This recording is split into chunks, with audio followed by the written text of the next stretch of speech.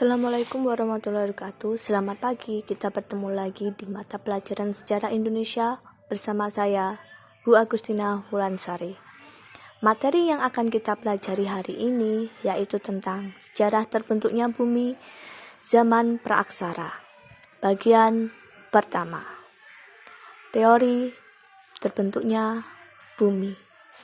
Ada beberapa teori yang berkaitan dengan pembentukan bumi, dan salah satu teori yang paling terkenal sampai sekarang adalah teori ledakan besar atau disebut dengan Big Bang. Teori ini menyebutkan bahwa bumi terbentuk selama puluhan miliar tahun. Mulanya terdapat gumpalan kabut raksasa yang berbentuk pada porosnya. Putaran tersebut menyebabkan bagian-bagian kecil dan ringan dari kabut terlempar keluar dan berkumpul membentuk cakram raksasa. Di satu waktu, gumpalan kabut raksasa itu meledak, membentuk galaksi dan nebula-nebula. Selama kurang lebih 4,6 miliar tahun, nebula-nebula tersebut membeku, kemudian membentuk galaksi Bima Sakti yang di dalamnya terdapat tata surya. Bagian ringan yang terlempar keluar di awal mengalami kondensasi hingga membentuk gumpalan yang mendingin dan memadat menjadi planet-planet, termasuk bumi. Nah, berikutnya adalah periode terbentuknya bumi. Menurut kalender geologi, perkembangan bumi dapat dibagi menjadi 4 zaman, yakni Arkaezoikum, Paleozoikum, Mesozoikum, dan Neozoikum atau disebut dengan Kenozoikum. Kita akan membahas periode yang pertama, yaitu Arkaezoikum. Nah, para periode ini berlangsung sekitar 2,5 miliar tahun lalu. Bumi saat itu masih seperti bola panas, sehingga belum ada kehidupan, di mana bumi masih berisi perairan serta gunung-gunung berapi. Kemudian, gunung-gunung berapi itu akan meletus, sehingga air, perairan, lautan, terjadilah pergeseran lempeng.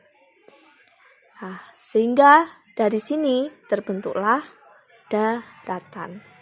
Nah, masa ini disebut dengan periode Paleozoikum. Ini adalah periode yang kedua. Paleozoikum berlangsung sekitar 500 sampai 245 juta tahun yang lalu. Suhu bumi masih belum stabil. Namun curah hujan cukup tinggi dan terdapat makhluk bersel satu. Nah, makhluk ini adalah golongan cyanobacteria.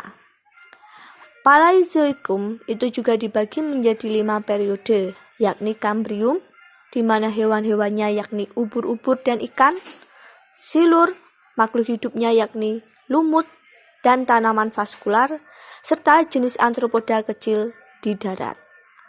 Devon merupakan berbagai jenis hiu dan amfibi. Karbon mulai muncul hewan jenis reptilia. Kemudian dan Permian, perkembangannya hewan jenis amfibi dan hewan-hewan lain di darat dan air. Periode yang ketiga, masa Mesozoikum, berlangsung sekitar 245 sampai 65 juta tahun yang lalu.